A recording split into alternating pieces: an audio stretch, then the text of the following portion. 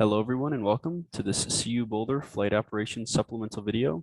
This video will cover the fixed wing ACS flight maneuvers required for a check ride in a little bit more detail shown in PowerPoint animation along with practical video examples.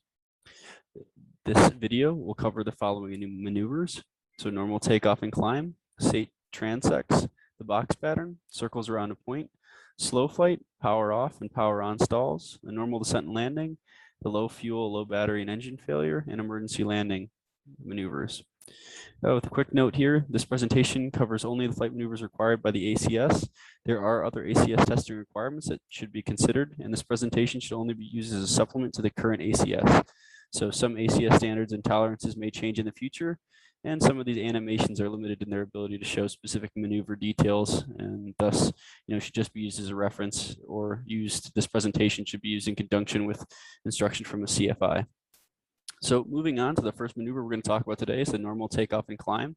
Here are the following ACS completion requirements. So when we typically do a takeoff, we want to make sure that you have the ability to clear the takeoff area. We want to make sure that you position and aim the UAS in the appropriate takeoff position and direction. Configure the UAS for takeoff. Commence a normal takeoff by applying proper power and maintaining proper directional control. Maintaining a safe and steady climb attitude to maintain a safe and adequate climb speed. In the climb, maintain directional control and proper wind drift correction throughout the rollout, takeoff, and climb.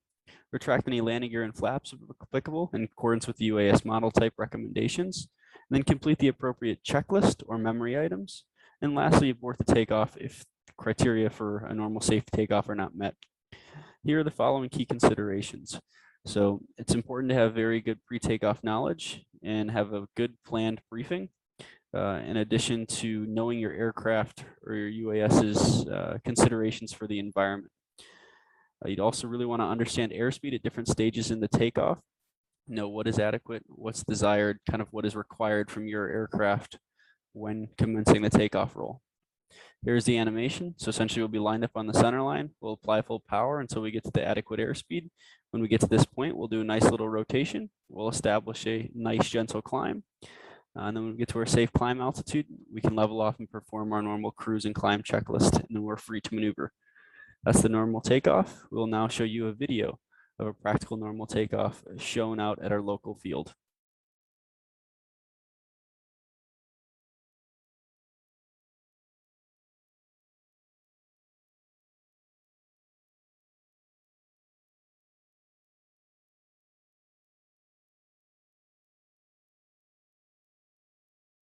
The next maneuver we're going to talk about is the straight transect maneuver. The following requirements are required by the ACS. So first we want to make sure that pilot can clear the area, make sure that it's safe to perform the maneuver. Next, we want to select an altitude sufficient for visual line of sight and obstacle avoidance. When planning how far out we're going to go, we want to make sure all of those rules are met. We want to fly to that predetermined point within 300 feet without reference to any instruments or video downlink. Then we want to complete a 180-degree turn and fly the UAS back in the opposite direction with control or with correct control inputs, obviously because the controls will be reversed when flying away from you versus when flying towards you. We want you to be able to hold these outbound and inbound headings to within 30 degrees. We want you to hold your altitude to within 30 feet. Some key considerations here are picking a suitable point, which is safe and can be easily measured, so a tree in the distance is typically a good example. We want to make sure you're judging distance without the aid of any instruments or displays. So making sure you can kind of determine when the aircraft is over the point you determine. And you can practice this when you're flying on practice days. And then lastly, when flying in the region of reverse command, when on the return leg, we want you to have knowledge of appropriate control inputs, right? Once again, going back to if you're flying towards yourself, typically people learn the other way. So we want to make sure when you're making control inputs, when the UAS is flying towards you, that you know what you're doing and you're able to correct for things in the proper manner. Here's a top-down animation of what the maneuver depicts or what we require in the maneuver. So essentially you can enter the maneuver at a certain point, turn to an outbound head or outbound heading, fly to a predetermined path, complete a nice gentle 180-degree turn and fly back, kind of on that same heading that you were flying when you initially started.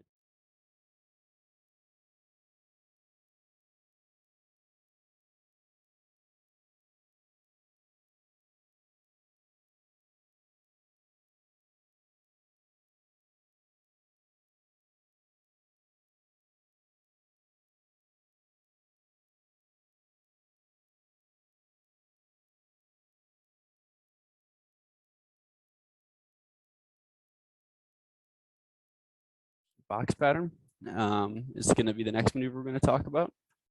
The ACS completion requirements for the box pattern are first to clear the area, select a sufficient altitude for VLOS and obstacle avoidance, very similar to what we talked about in the last maneuver.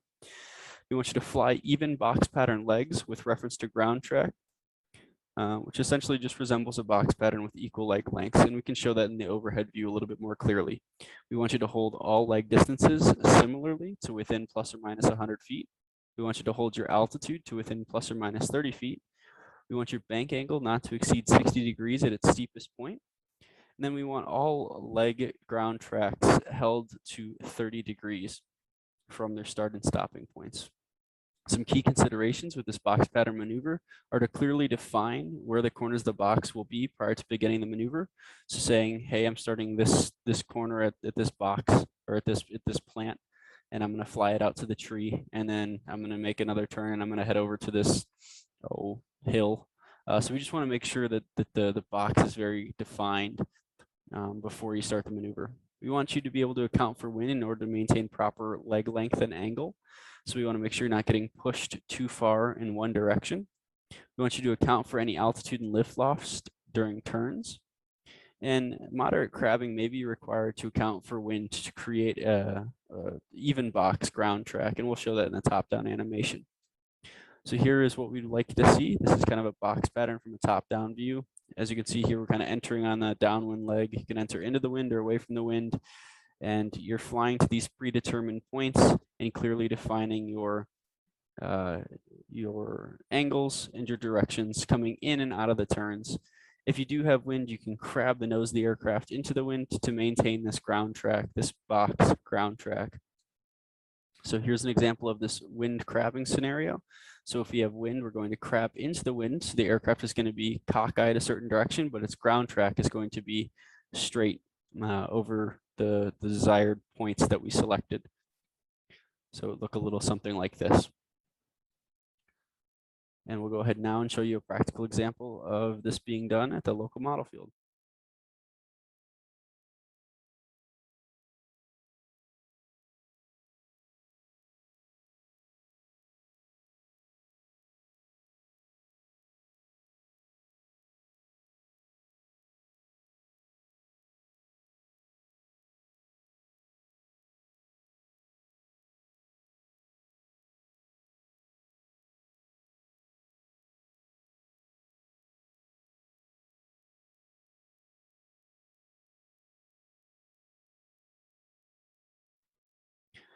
The next maneuver we'll talk about will be turns around a point. So the ACS completion requirements for that are first to clear the area. Once again, select an altitude sufficient for VLOS and obstacle avoidance. Then select a suitable ground reference area for the maneuver. Make sure that area is well defined and that you're able to easily fly around that area. We want you to complete a 360-degree orbiting turn around this predetermined ground point. The lateral axis of the UAS should point towards the center of this point throughout the maneuver. The radius of the turn should be pre-specified and held to within plus or minus 50 feet. Altitude should be held to within plus or minus 30 feet, and bank angle should not exceed 60 degrees. Some key considerations here: good selection of a center point. If it's easily defined in an uncongested area, it would be easier to fly. We want to once again have considerations for flying in the region of reverse command. So when the UAS is completing that 360-degree turn, there's going to be a point in time where the aircraft is pointing 180 degrees opposite from a typical orientation that you're used to. So we want to make sure that you're comfortable with flying that and making corrections throughout this maneuver when the aircraft is, quote unquote, in the region of reverse command. We want you to be able to account for altitude loss during turning maneuvers. We want you to be aware of the increased stall speed during turns, and we want you to have knowledge of coordinated turns and, use the applicable rudder if that is required on your UAS. Here we have a top-down view of a turn around a point. In this case, we're selecting the center of the X on one of the runways as the center of our turn around a point. We're going to enter the maneuver, in this case, into the wind. When we get 90 degrees to the desired point, we'll begin our turn. And we'll go ahead and complete our turn 360 degrees around the point. Now, if wind is a major consideration, you're going to have to vary bank angle as you turn into the wind to compensate and keep the radius of the circle constant across the ground. And if you do have a pretty strong wind, it'll be good to talk a little bit more in depth with your CFI on the proper corrections to make in order to hold the UAS to ACS standards. Here's a side view. Essentially what we're trying to show here is that the lateral axis is pointed toward the center of the circle and that bank angle is not to exceed 60 degrees. And then essentially you can vary your bank angle, based on the wind. So if you're entering with a tailwind, typically your bank angle is very large. So you would start with a big bank angle, or vice versa if you're starting with a headwind. And once again, something to elaborate with and talk more with in person or via Zoom with your instructor.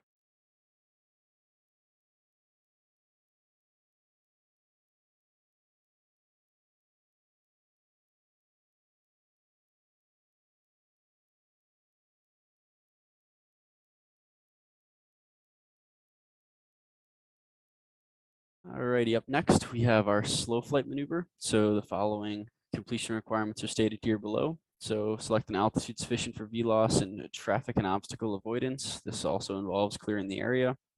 We want you to deploy any flaps or gear to the levels determined by the manufacturer or by the pilot for slow flight. We want you to maintain constant altitude when entering and exiting this maneuver. And we want to make sure that once you are, in the slow flight configuration and at the slow flight speed, that you have the ability to fly one traffic pattern circuit while maintaining the slow flight, like I said, at configuration and airspeed. We want to make sure your airspeed changes are minimal, so you're not really varying the throttle or, varying your airspeed. We want to make sure your altitude changes are also very minimal and specifically held within plus or minus 30 feet. Some key considerations for this maneuver are understanding how to enter slow flight, enter and exit slow flight, understanding how UAS components such as flaps or gear affect the aircraft. We want to make sure you understand how the aircraft will turn in slow flight and how that differs from, turning at a little bit of a faster speed. And then we also want you to have stall avoidance when maneuvering at a slow speed, and especially when turning at a slow speed. All right, here's a side view of the aircraft entering slow flight. Essentially, when you plan on entering slow flight, you'll slow up from your cruise speed to your slow flight speed and slowly start deploying any of your flaps or gear. And you'll see what that does to pitch as this aircraft moves through the animation. Once again, the animation is a little limited, but feel free to read the other steps on the slide for more clarification. So this is the side view of the aircraft entering slow flight. And like we said in the previous slide, we want to see that you can complete one traffic pattern circuit in slow flight. So here's the top-down view of the aircraft entering a box pattern or a traffic pattern circuit. It's very similar to the box pattern maneuver, and we're looking for very similar things as well.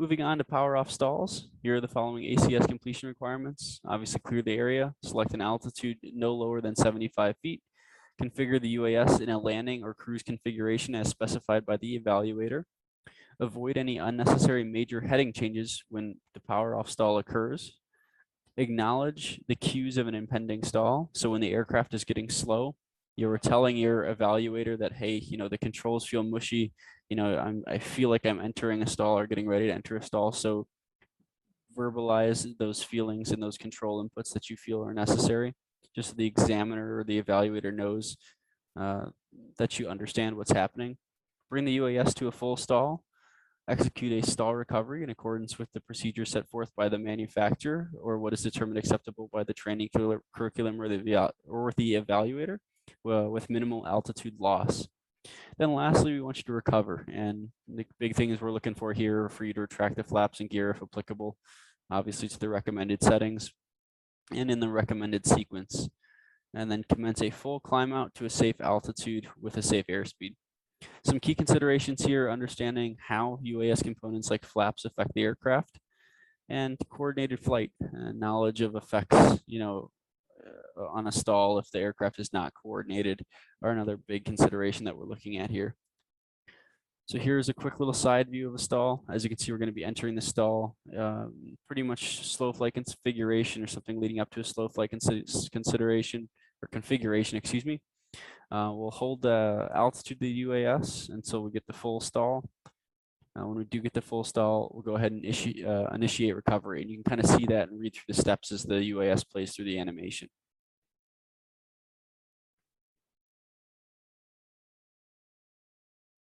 Excellent. We'll now show you a video of the UAS completing the stall.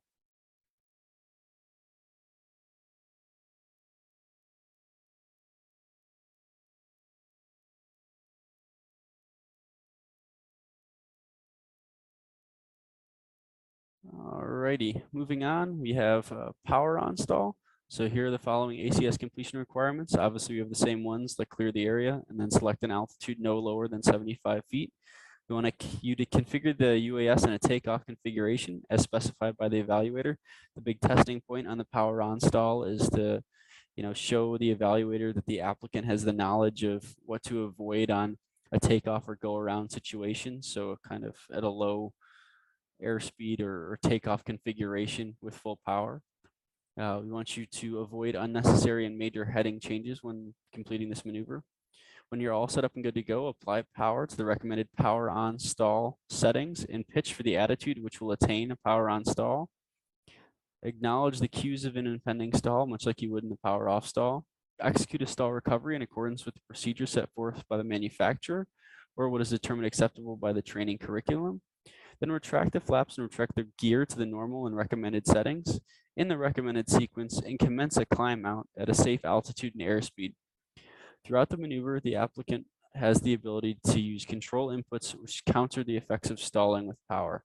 So we want to make sure that when you are stalling with power, the applicant essentially has the ability to input proper control inputs to avoid detrimental aircraft orientation, if that makes sense. Some key considerations are understanding what would happen on a power on stall and what would happen with the effects of stalling with a high power setting. And then we want you to know and understand the spin recovery technique and have general knowledges on spins. Here's that side view of an aircraft entering a power on stall. We can enter this from, like I said, a normal takeoff configuration, if you will, but at a safe altitude. And we'll go ahead and play through the animation here, and you can read along as the aircraft goes through its animation. Keep in mind there are some limitations with the way this is being shown. And now I'll go ahead and show you a real video of a power on stall being demonstrated.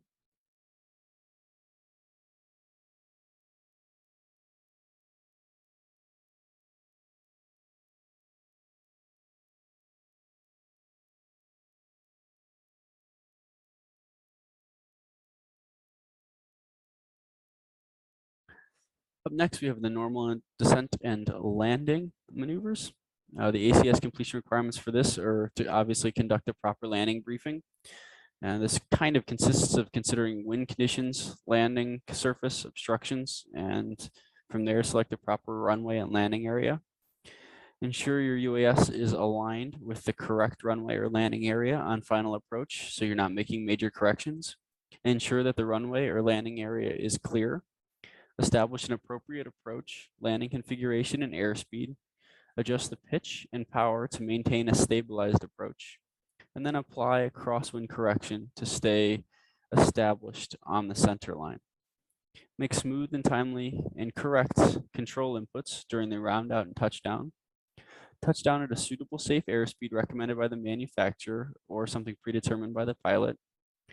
Touchdown at a predetermined touchdown point within 100 feet or within a distance equal to 30% of the UAS's normal landing distance, whichever is greater, but no less than that distance. And that predetermined distance is what we're trying to aim for, nothing less than that. Maintain center line to within plus or minus 5 feet if applicable, if the aircraft has the ability to do so, and the surface has the ability for the pilot to maintain that standard. That testing point is left a little bit up to the evaluator. And And then lastly, we want you to execute a timely go around if the approach cannot be made within the tolerances specified above, or for any other condition that may result in an unsafe approach and landing. Although go arounds for a pilot are considered good practice, for the sake of testing, they are limited to 3 attempts. Some key considerations here are wind considerations on ground track, so how the wind is moving the UAS across the ground and what needs to be done to combat that. Proper crosswind control knowledge, which goes very closely with the first bullet point.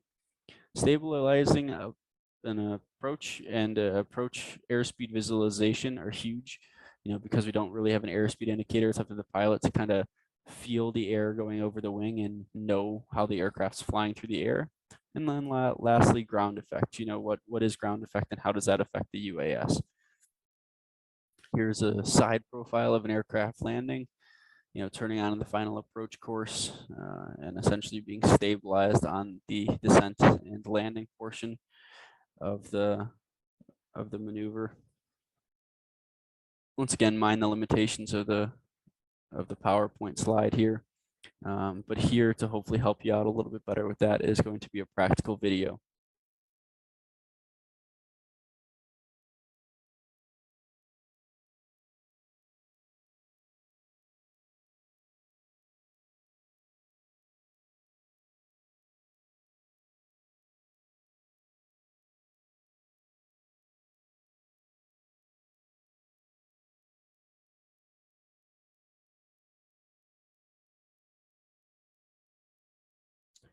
All right, moving on to the low fuel, low battery, and engine failure maneuver. The following ACS completion requirements are stated below. So we want you to be able to determine a suitable landing area. So what is a suitable landing area? What can I make a suitable landing area? We want you to be able to perform actions to extend the fuel or battery life if applicable. Does that find the best glide speed or find the best power setting for best economy cruise? We want you to establish the best glide speed if an engine failure does occur. Have knowledge of that and know what attitude and what the pilot would need to do in order to achieve that best glide speed. We want you to complete an emergency checklist or run any memory items that you may have memorized.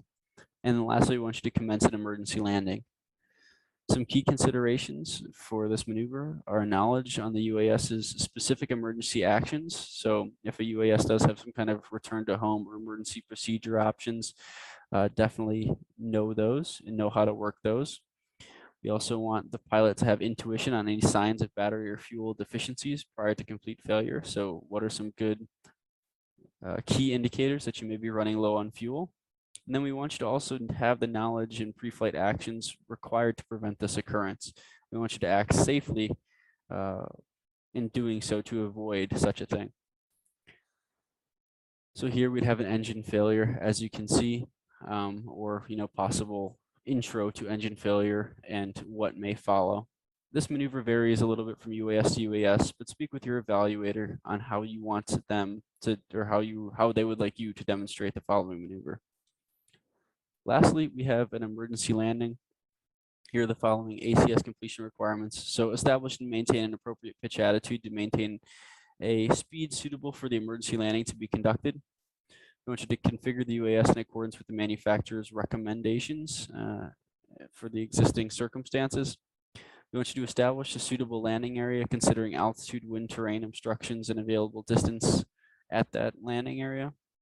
We want you to prepare for landing as specified by the evaluator, whether that be an actual emergency landing, a simulated emergency landing, so on and so forth. Depending on that, we'd like you to execute an emergency landing in the safest way possible given the situation, and then complete the appropriate checklist of memory items as you see fit. Some key considerations for this maneuver are safety considerations when performing this practice maneuver close to the ground. We need to be safe when we are performing this maneuver, and it's up to the pilot to make sure the aircraft is safe throughout this maneuver and throughout the flight. So be very cognizant of things in the area and your aircraft's altitude and airspeed, and know that you're allowed to get out of this maneuver if you have to. We don't want to make this training maneuver turn into an actual accident or incident. We want you to understand the best glide and what happens when attempting to stretch the glide. So if your engine does quit, we want you to know and have knowledge of the best glide speed, and then what would happen if you would try to attempt to stretch the glide. And then lastly, we want to make sure you know and understand the danger of any last minute or major corrections and turns close to the ground. If you did make a last minute decision, make sure that's very well make sure that decision was well warranted, and that what could happen if you were making a major decision or a major correction close to the ground. Here's a side view of emergency landing. It's very similar to the normal landing, but feel free to read the points to get more knowledge on what we're looking for with that. And we'll go ahead and now show the practical video of an emergency landing. This one's a bit hard to see, but the motors were completely cut off when this video was shot, and the applicant did a pretty good job of bringing the aircraft down to land.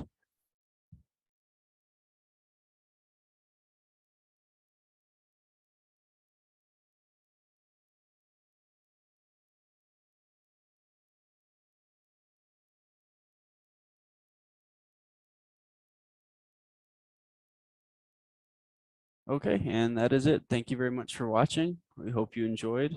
And if you do have any questions, please don't hesitate to reach out at the emails listed on the website. Thank you very much and have a good day. Bye-bye.